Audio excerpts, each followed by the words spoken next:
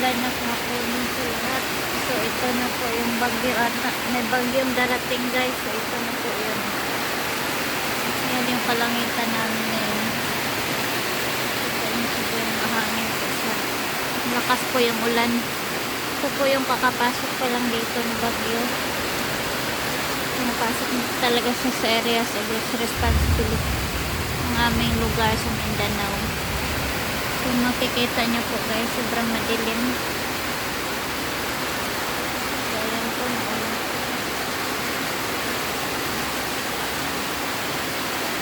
Ayan po, ulan doon.